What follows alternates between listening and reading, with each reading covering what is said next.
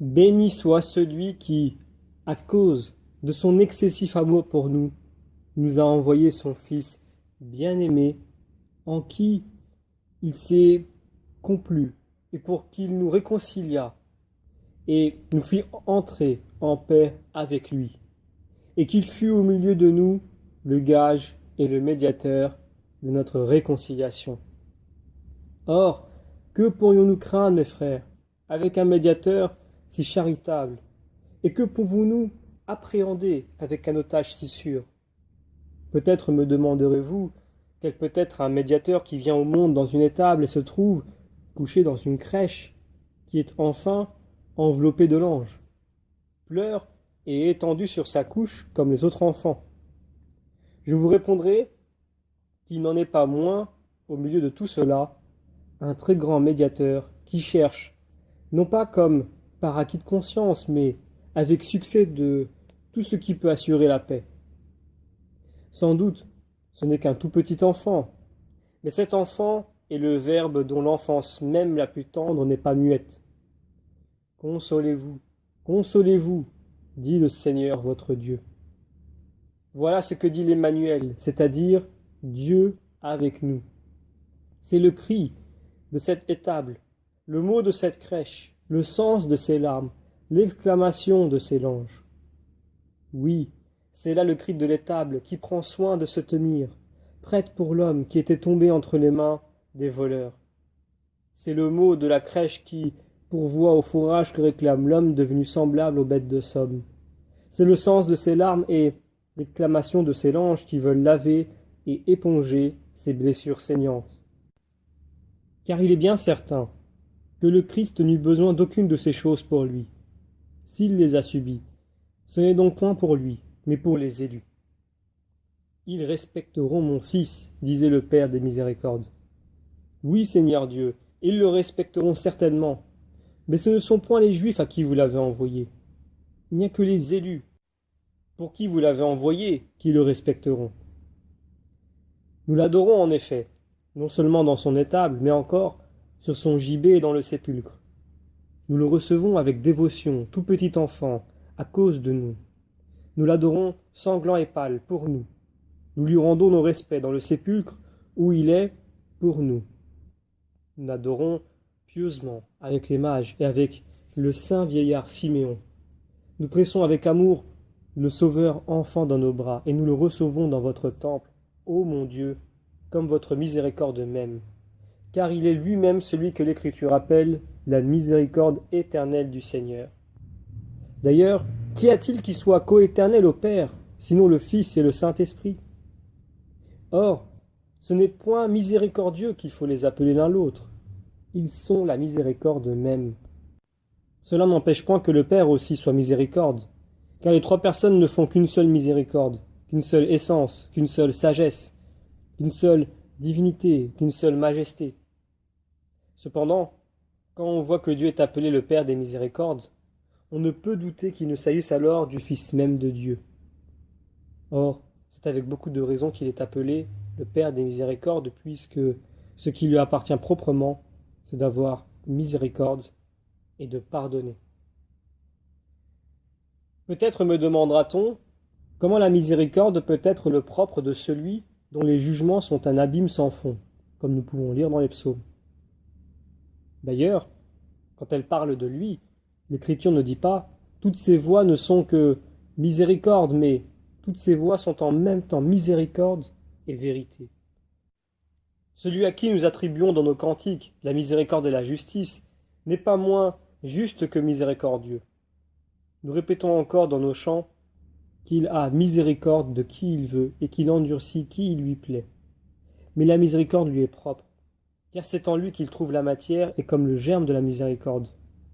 Pour ce qui est au contraire de ses jugements et des condamnations qu'il prononce, c'est nous en quelque sorte qui le forçons à les prononcer, en sorte qu'il semble que c'est la miséricorde, bien plutôt que la vengeance, qui coule naturellement de son cœur.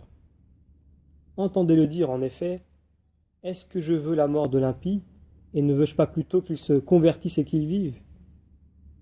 C'est donc avec raison que, au lieu de lui donner le nom de Père des jugements et des vengeances, on l'appelle Père des miséricordes. Non seulement parce que, semblable à un père, il fait preuve de sentiments de miséricorde plutôt que d'indignation, et qu'il a pitié de ceux qui le craignent, comme un père de ses enfants, mais bien plus encore, parce qu'il trouve en lui-même la cause et le principe de sa miséricorde pour nous, tandis que c'est nous qui lui fournissons matière, motif à exercer ses jugements et ses vengeances. Mais si les choses étant ainsi, on peut l'appeler le Père de la miséricorde. Pourquoi le nomme-t-on le Père des miséricordes?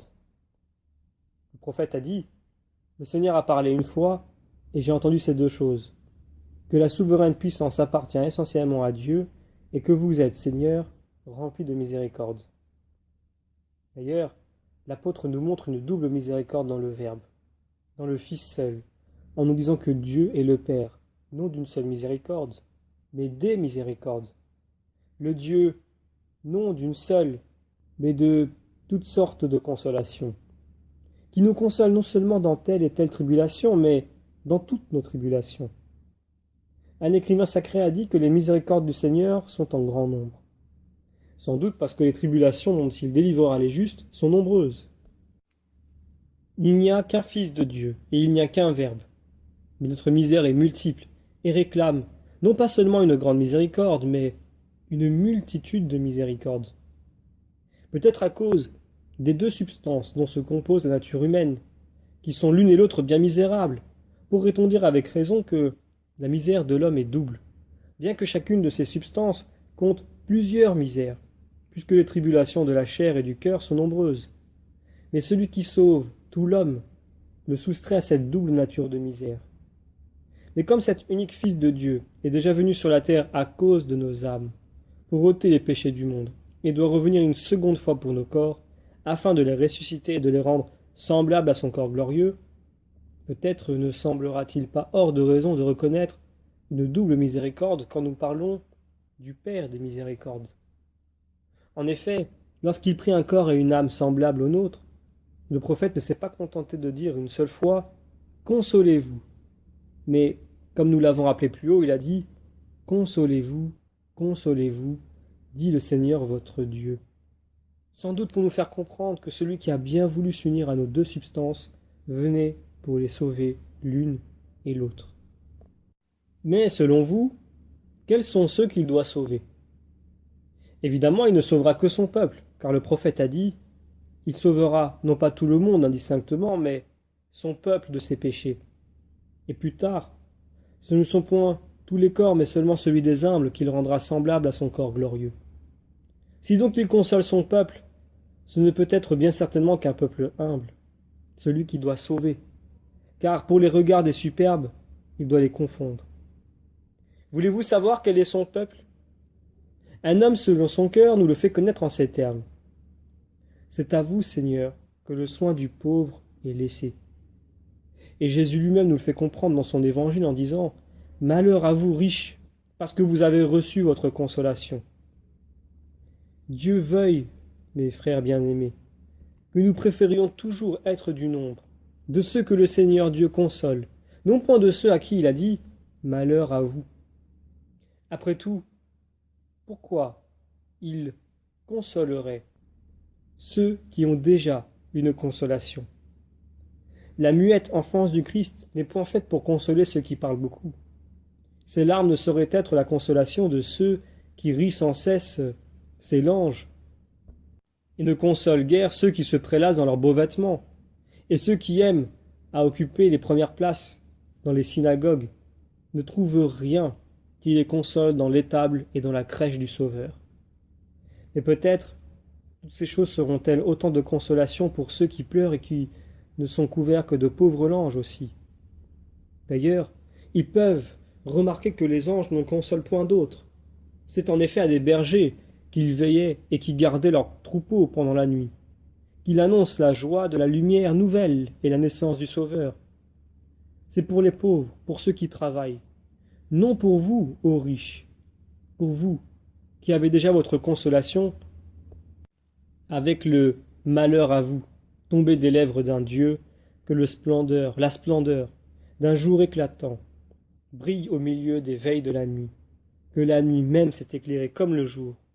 Disons mieux, que la nuit s'est changée en un jour, lumineux, au moment où l'ange disait « Aujourd'hui même un sauveur vous est né ».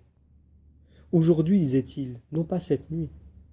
C'est qu'en effet la nuit était passée, le jour était venu. Ce jour, dis-je, qui est lumière de lumière, le salut de Dieu, Jésus-Christ notre Seigneur, qui est Dieu béni par-dessus tout, dans tous les siècles des siècles. Amen.